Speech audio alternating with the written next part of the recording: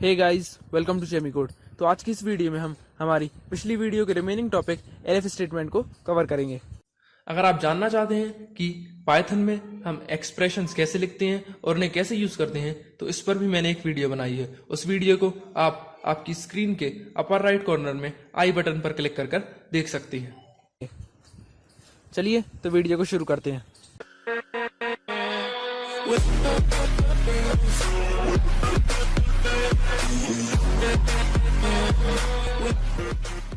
तो अभी हमने जैसे कि 2 and 5 के डिविजिबिलिटी प्रोग्राम को बनाया।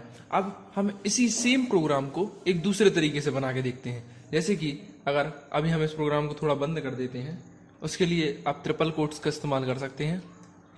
जैसे कि अभी ये पूरा जो बाकी का प्रोग्राम है वो आ गया है आपका स्ट्रिंग यानी कि कमेंट के अंदर, तो मतलब ये एग्जीक्यूट नहीं होगा।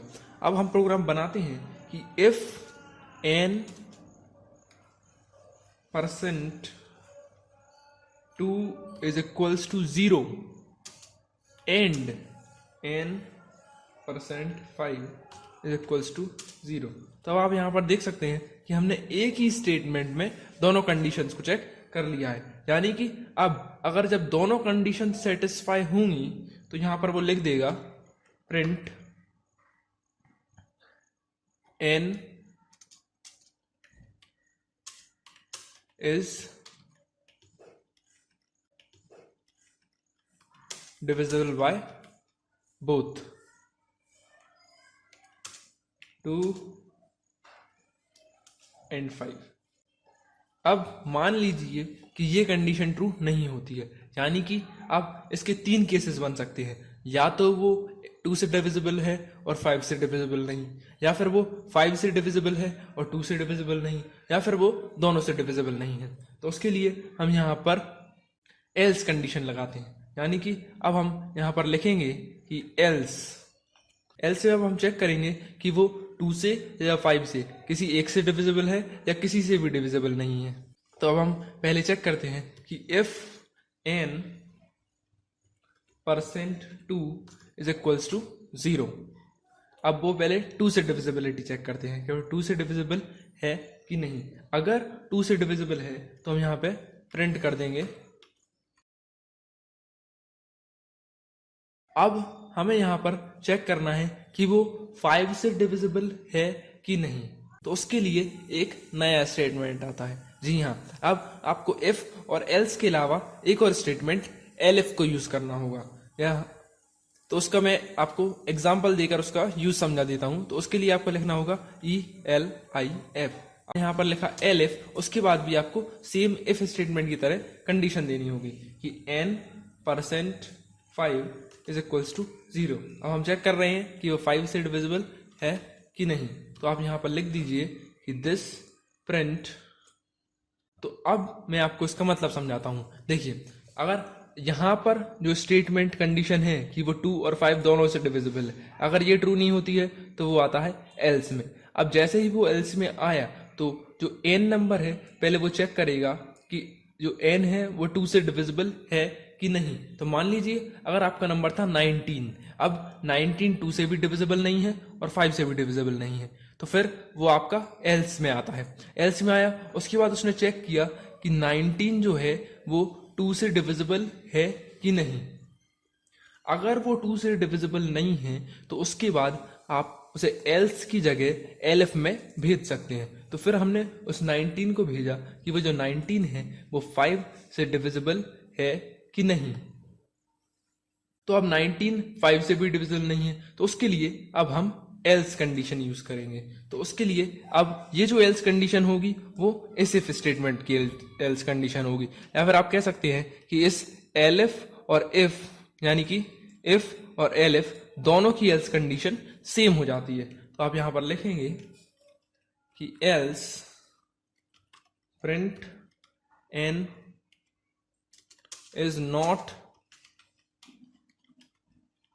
divisible by both 2 and 5। तो अब आपका ये प्रोग्राम यहाँ पर कंप्लीट हो जाता है। इसे यहाँ पर मैं एंटर मार देता हूँ। अब यहाँ पर आप देख सकते हैं कि ये हमने एक पहले प्रोग्राम बनाया था। इसमें आप चेक कर सकते थे कि वो नंबर 2 से डिविजिबल है। अगर वो 2 से डिविजिबल है तो फिर वो 5 से डिविजिबल है कि नहीं। इस प्रोग्राम में आप ये चेक नहीं कर सकते थे कि जो नंबर है वो अकेला 5 से डिविजिबल है कि नहीं। यानी कि अगर आप इसमें 5 डालते, मतलब अगर आप यहाँ पर जो पहले प्रोग्राम था उसमें n की वैल्यू 5 डालते तो वो पहले इस कंडीशन को चेक करता कि वो जो नंबर है वो 2 से डिविजिबल है कि नहीं। तो 5 तो 2 से डिविजिबल है नहीं, तो वो सीधे इस एल्स कंडीशन पे ले आता। और जब वो इस एल्स कंडीशन पे लाता तो वो सीधे प्रिंट कर देता कि जो 5 है वो 2 से डिविजिबल नहीं है। पर अब हमने जो प्रोग्राम बनाया है एलिफ कंडीशन के जरिए, तो उसमें आप चेक कर सकते हैं कि वो जो नंबर है वो 2 अकेले से डिविजिबल है कि नहीं, 5 अकेले से डिविजिबल है कि नहीं, या फिर वो दोनों से डिविजिबल है कि नहीं। तो जैसे कि अब हम इसे रन करके देखते हैं। अब आपको यहाँ पर एक नंबर डालना होगा। तो जैसा कि हमने एग्जांपल लिया था, हम डालते हैं 19। तो आप यहाँ पर देख सकते हैं कि 19 is not divisible by 2 and 5, क्योंकि पहले उसने इस इफ कंडीशन में चेक किया तो यहाँ पे 19 जो है वो कंडीशन फॉल्स कर रहा था। उसके बाद वो एल्स में आया, फिर हमने 19 को इस इफ के अंदर देखा तो यहाँ पे भी कंडीशन फॉल्स, फिर हमने इस एलिफ के अंदर देखा, यहाँ पे भी कंडीशन फॉल्स, इसलिए उसने सीधे एल्स पार्ट प्रिंट किया। हम एक और एग्जांपल देखते हैं, जैसे कि हम यहाँ पर लेते हैं 5। तो आप यहाँ पर देख सकते हैं कि उसने दे दिया है 5 is divisible by 5 not by 2। तो उसने क्या किया, पहले उसने चेक किया कि जो 5 है वो एक साथ दोनों से डिविजिबल है कि नहीं। तो कंडीशन हुई फॉल्स, क्योंकि 5 2 से डिविजिबल नहीं है। फिर वो गया एल्स में, उसने चेक किया कि 5 अकेला 2 से डिविजिबल है कि नहीं। तो यहाँ पर भी कंडीशन फॉल्स हुई। अब इफ कंडीशन के बाद वो डायरेक्टली एल्स में ना जाके हो गया एलिफ में। उसने एलिफ में चेक किया कि जो 5 है वो 5 से डिविजिबल है कि नहीं। तो ये कंडीशन ट्रू हुई, यानी कि अगर एलिफ कंडीशन ट्रू हुई तो वो एल्स में नहीं जाएगा। ये कंडीशन ट्रू हुई कि 5 से डिविजिबल है, इसलिए उसने प्रिंट कर दिया कि जो 5 है वो 5 से डिविजिबल। चलिए, तो अब इस तरीके से आप समझ चुके हैं कि हम पाइथन में इफ स्टेटमेंट को, एल्स स्टेटमेंट को और एलिफ स्टेटमेंट को कैसे यूज कर सकते हैं, और हम नेस्टेड इफ स्टेटमेंट्स को भी आप कैसे यूज कर सकते हैं। तो चलिए, इस वीडियो को लंबा ना करते हुए हम इस वीडियो को यहीं पर खत्म करते हैं। लेकिन उससे पहले मैं आपको एक क्वेश्चन दे देता हूं, जिससे आप इफ, एलिफ और एल्स कंडीशन को अच्छे से एक प्रोग्राम में यूज कर सकें। तो आपका क्वेश्चन ये है कि आपको किसी स्टूडेंट के 5 सब्जेक्ट्स के मार्क्स इनपुट कराने हैं। अब आप उन 5 सब्जेक्ट्स के मार्क्स इनपुट कराने के बाद उस मार्क्स से आप उसका परसेंटेज कैलकुलेट करेंगे। अगर वो जो परसेंटेज है वो 90% से ऊपर आता है तो आप उसे ए ग्रेड देंगे। अगर वो 80% से ऊपर आता है और 90% से कम है तो आप उसे बी ग्रेड देंगे।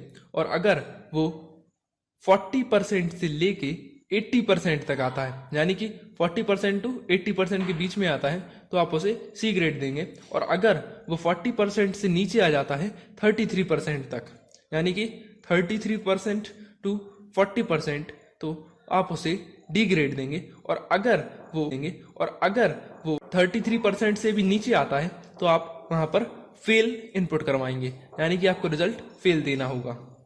तो इस प्रोग्राम को बनाने के लिए आपको इफ, एलिफ और एल्स तीनों कंडीशंस को यूज करना होगा। तो चलिए, अब मिलते हैं अगली वीडियो में, जिसमें मैं आपको इस प्रोग्राम या इस क्वेश्चन का सॉल्यूशन बताऊंगा। तब तक के लिए कीप प्रैक्टिसिंग।